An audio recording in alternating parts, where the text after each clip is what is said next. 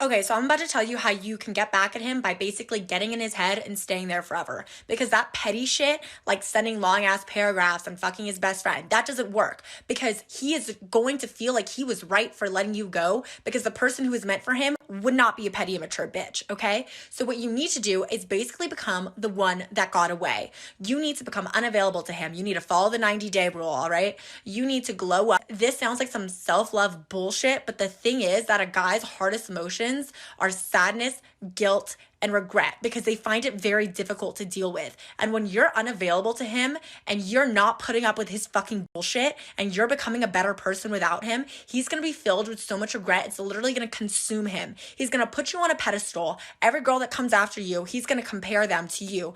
Him feeling like fucking up with you was the worst mistake he could have ever made. It's the most painful thing you could ever do to him. This boy lied about his age just to date me. Story time.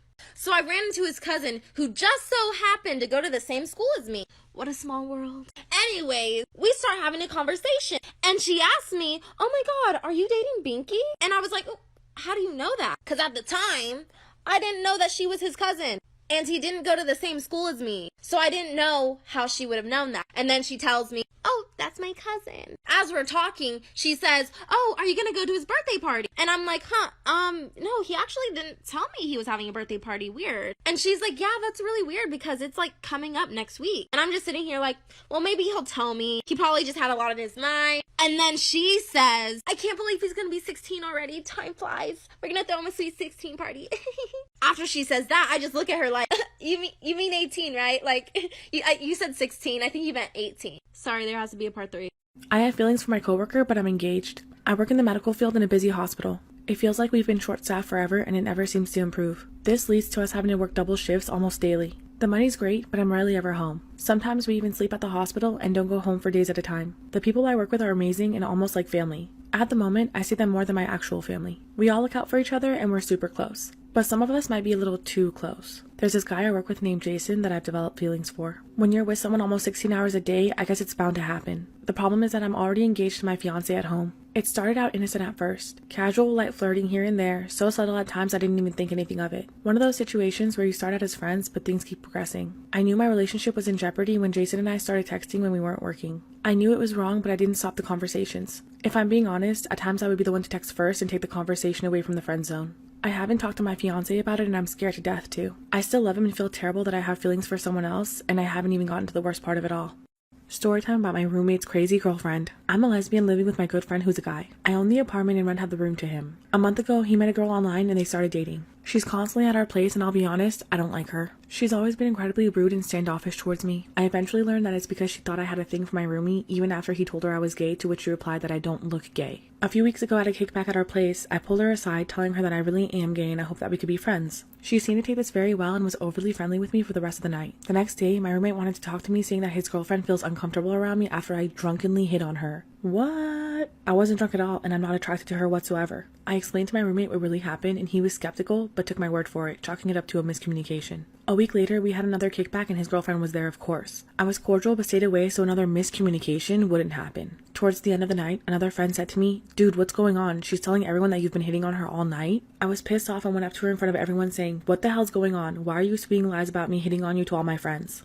Make sure you always verify who randomly adds you on Snapchat, or you might accidentally send a nude to your substitute teacher. We're gonna call this guy James, because that's his real name. And I got a notification one day that James had added me on Snapchat. I guess he added me in the section where you can find suggested friends, but I immediately recognized his name. Even though I was a lot younger, he had went to my high school prior and I had even watched him in a play. I was studying drama at the time and it was just at a local theater. But it didn't take long after James added me for his Bitmoji to start popping up. So eventually I decided to answer his chats. And yes, this man was super attractive, but we really bonded over theater for a couple of days, and then he randomly asked me for nudes. I, not being okay with that, politely declined. And then I straight up got ghosted. And this cycle continued to happen about 3 or 4 times. He talked to me for a few days, bond, and then asked me for a nude or for me to come over to his house. I would decline and then get ghosted again. Weeks later, the cycle happened again, and this time I gave in.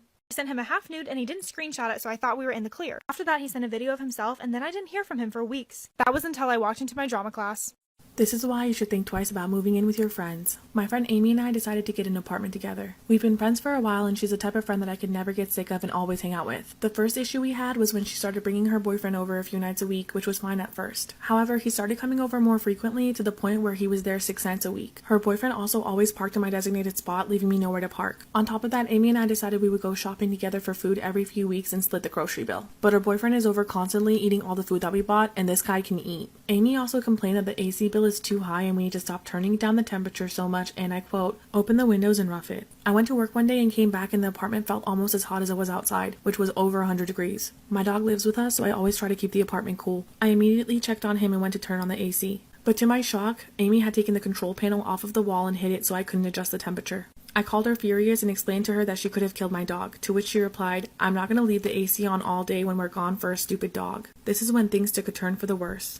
This is why you should think twice before getting put to sleep at the dentist. I always had bad teeth growing up. When I was younger, I would stay up late eating candy and drinking soda without a care in the world. A few years later, my teeth needed some serious work. My mom didn't make a lot of money and also didn't care too much, so I never got them fixed as a kid. When I was 18, I got a job and made it a priority to fix my teeth with the money I earned. I did some research online for an affordable dentist and found one that would take my job subpar insurance. When I arrived for my first visit, I immediately noticed the office was worn down and old. From the moment I got there, something didn't feel right. But I chalked it up to being nervous because I was scared to see what the dentist had to say. I also couldn't help thinking about the potential pain of getting my teeth fixed. After the dentist made his initial assessment, I noticed he kept putting his hand on my shoulder as he was talking to me, which made me a little uncomfortable. He said I needed serious work done and advised me to be put to sleep to make it pain-free and easy, to which I agreed. I came in about a week later and was put to sleep while he worked on my teeth. I was pretty groggy when I woke up, but I noticed pretty quickly that something was wrong. I was terrified to realize that my bra was lifted up on one side of my chest. My experience only got worse from here. I was ringing up a dad and son, and the first thing I noticed about them is they were both wearing t-shirts with fish on them, so I knew they were probably used to catching shit, and I was definitely not about to let them catch an attitude. So the dad stopped me as I was ringing things up and he said, whoa, whoa, whoa, that's supposed to be on sale. And I was like, oh, okay, just let me rescan it. And so I rescanned it and the price was just like my weight. It just wasn't getting any lower. So I looked at him and I was like, this price is stagnant. And he was like, okay, we'll get someone else over here. So my coworker came over and she scanned the item and manually entered the item number and the price just wasn't moving. And then the dad decided to elbow the son and go, haha, how many women does it take to scan an item? And then he elbowed him again and decided to repeat the joke. And I was just sitting there like, dang, you about to bruise his ribs. So then the dad took us to where he saw the sale sign, and lo and behold, there was a sale sign, but it was for a completely different product. So I looked at him and I said, see, this sign is actually for a different product, as you can see printed on here. And then I elbowed my coworker and said, haha, how many men does it take to read a sign? This is why you should always lock your doors. A junior in high school was home alone working on a paper while his parents were out to dinner. All night he sits with his back to his door, sitting at his desk with his noise-canceling headphones on. Around 11 o'clock he takes his headphones off at the same time his parents are returning to the house, and he hears his mom from downstairs yell, "Hey Adrian, what happened?" Confused, he runs downstairs and sees right away what she's looking at. Muddy footprints all over the rug. He tells her, "I didn't leave my desk."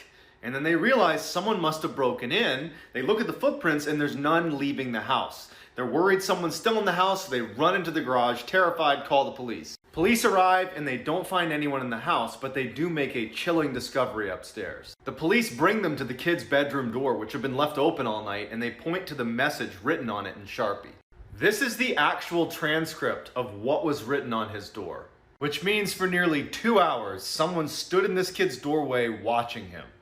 So this is about the time that my best friend spread a rumor that I had an orgy with 15 girls. So in my freshman year of high school, I became friends with this girl that we can call Sarah. I started to get red flags immediately after we became friends. After people started to notice that we were hanging out, I got so many DMs on Instagram telling me to watch out for her. Anyways, I didn't believe them and I continued to be friends with her for a while. But then she got really jealous once I started to talk to this guy. I turned him down so I thought that she would calm down too, but she did not. I could really feel that something was off. The next time we hung out together, she hid her phone around me. I knew that this was really weird because 1, it had never happened before. And 2, just like why? Is something gonna pop up that you don't want me to see? I also went over to her house to hang out and I noticed that her parents were whispering a lot and kind of looking at me funny. But again, I just brushed it off until I got a DM from an old friend from elementary school. She stated that Rachel told many people that I had had an orgy with over 15 girls. So this is when I decided to get revenge. Today at work, I was trying to call my wife, but for some reason, my phone calls weren't getting through to her, so I used one of my coworkers' phones to dial my house number and call home. So I call home, and a sweet voice answers the phone. It's my daughter. I go, "Hey, cutie, how you doing?" She goes, "Hey, Daddy, what's up?" And I go, "I'm just at work. What are you and Mommy doing?" She says, "Well, I just finished lunch, and Mommy's upstairs." I go, "Cutie, what's Mommy doing upstairs?" She goes, "She's with Uncle Paul." And I go, "Uncle Paul? We don't have an Uncle Paul. What do you mean?" She's like, "Yeah, she's with Uncle Paul. They're upstairs in their room." So I'm like, "Cutie, that doesn't sound right. So what I want you to do is I want you to leave the phone on the kitchen table, go upstairs to your mommy's room and say, 'Hey, Daddy just pulled in the driveway,' and tell me what happens, all right?" She did it, and like a minute later, she comes back and picks up the phone and goes, "Okay, Daddy, I did it." And I go, "Okay, what happened?" She goes, "Well, Mommy came running out of her room naked, and she tripped down the stairs and bumped her head, and now she can't get up." So I was like, "What about the other guy?" And she goes, "Well, Uncle Paul tried to jump out of the window into the pool, but he missed and hit the floor. Now he won't wake up." So I was like, "We don't have a pool." Then I look at the phone number and I was like, "Oh, sorry, wrong number." Storytime about how I got an insane stalker from working at a strip club and professionally cuddling. Professionally cuddling is like platonic touch therapy. I'm essentially paid $100 an hour to listen to clients vent and non-sexually cuddle them. I met lots of different clients, both good and bad. You can always tell who's good or bad by their karma. A karma is like a review. One of my clients who was especially respectful was named George, and I will tell you why George is very sus later on. He was really chill and he would take me out to do anything I wanted to do, such as restaurants or mini golfing. Even if we weren't cuddling, he'd still pay me. Gotta get that bag. While I did spend a lot of my time with him, I did have other clients. One person after him that we'll call Tim left a review on my karma, saying that I was the best cuddler. The next day, I woke up to the site banning me for inappropriate behavior. There was fake inappropriate screenshots sent in, where someone was clearly using photos you could easily find on my Instagram. And the text literally said, "I'll even let you touch my butt." Like, who even talks like that? Then Tim sent me a screenshot of him getting a message from a random number. That's when I realized it may have had to do with his review. I quickly got my account back because I let the site know I was being harassed, but this is when things got worse. Stay tuned for part 2 and follow me on Instagram.